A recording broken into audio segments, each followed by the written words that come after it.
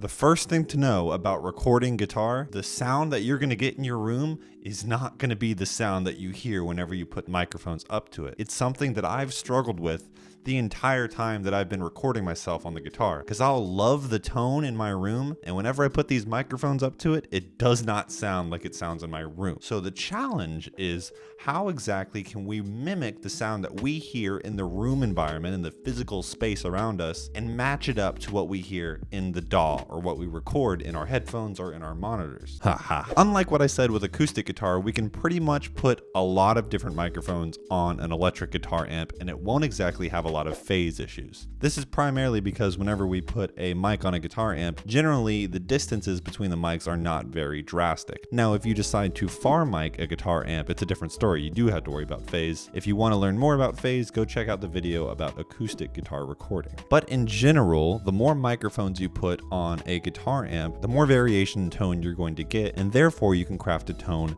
just by changing the levels on the microphones you use to record with. That being said, don't go crazy. You can definitely get a really good tone out of a guitar amp just by miking it with one dynamic microphone. Although it is very common to pair a condenser microphone or a ribbon microphone along with the dynamic. The dynamic microphone is usually, in most setups, a Sennheiser E609 or 906 or an SM57. I've compared the SM57 and the 609 in another video if you want to go check that out. Briefly though, let's talk about DIs and crafting the tone within the box or the laptop itself. I've seen a lot of people make really usable tones using guitar amp simulations. I see them on the internet, I see them on YouTube, I see people getting really cool tones at my school.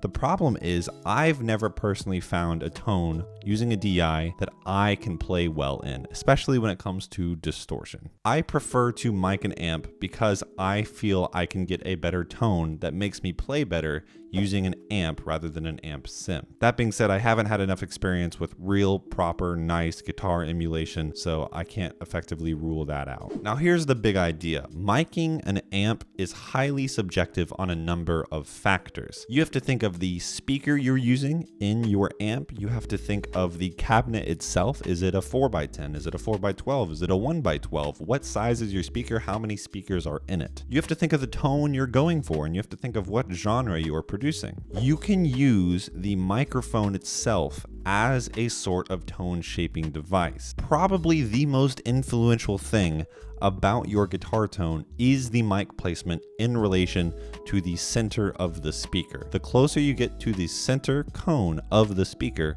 the brighter your signal. The farther away you get towards the rim of the amp, the darker your signal.